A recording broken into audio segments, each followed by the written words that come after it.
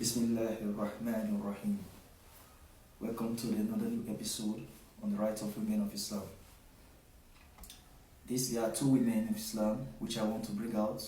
One, the early days of the conversion of Muslims in Mecca, and second, the other women in the time of their migration to Medina. These women serve as a very important emulation for all Muslims. And we Muslims, we take them as practical lessons, especially the women in Islam. The first woman I want to try to share light on is by the name of Sumayya bint Khayyat. Sumayya bint Khayyat, who was the wife of Yasir bin Amr. He had a son by the name of Ammar bin Yasir. She was among the 7 earlier converts to Islam. When she became a Muslim, she spread a message to her husband, Yasir bin al-Amr, and then decided to spread the message publicly to the people of Arab at that time, where it was so hard for the Muslim to come out and publicize Islam. She came out bravely with confidence and devotion, and after that, when they came out to spread Islam, she was persecuted by the people of Jahiliyyah. And the man who stood for the persecution was Abu Jahl. He brought them Sumayya bint Khayyat and her husband and the son to a scorching sun in the desert. He put them there to stay for a while. And when they were there, they felt the fierce heats. In order for them to confess against the religion of Islam, to speak against the religion of Islam, to say, oh, I'm not a Muslim. I want to go back to my father's way, the Jahiliyyah way. But they refused. They stood firm in the faith.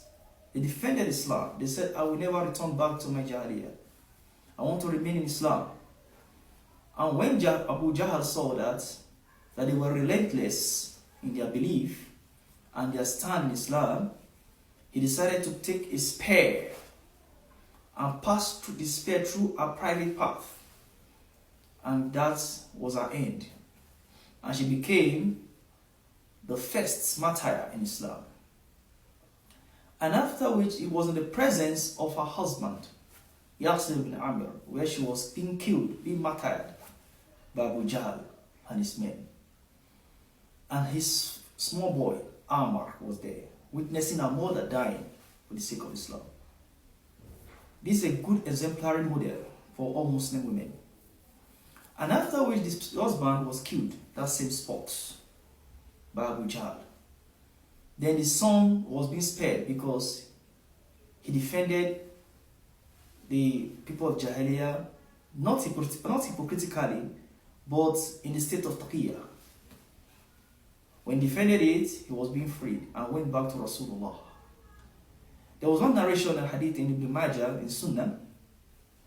Ibn Majah reported a hadith in Sunnah that the Prophet sent a message to them from the house of Abu Bakr at that time. He said, O people of Yasir, O family of Yasir, fasabr, be patient, that your home, your end is Jannah.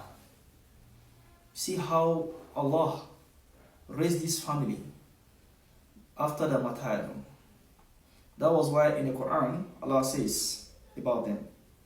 In Surah Al-Imran, Ayah 169, talking about these faithful people who died for the sake of Islam. It says, أعوذ بالله من الشيطان الرجيم بسم الله الرحمن الرحيم يا أيها الذين آمنوا لا تحسبن الذين يقتلوا في سبيل الله أموات بل أحياء عند ربهم يرزقون. That do not say to those people who were killed for the sake of Allah, who were killed for the sake of Allah, that they are dead. But they are living in the sight of Allah, in their Lord. They are living in the sight of their Lord. And with that, they are being given provision. This is the level which they have reached in Iman. It's an example for all believing women to develop such an habit of Iman, faith. And also to depend on Allah and not to have this desire of this dunya, this world, to encompass your hearts against the akhirah.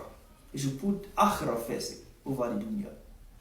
We'll continue the next episode, talk about the second woman, Rumeysa bint al-Milhan. Thank you very much as I meet you in the next episode. My name remains Sadiq in this platform, Beacon of Islam. Thank you very much.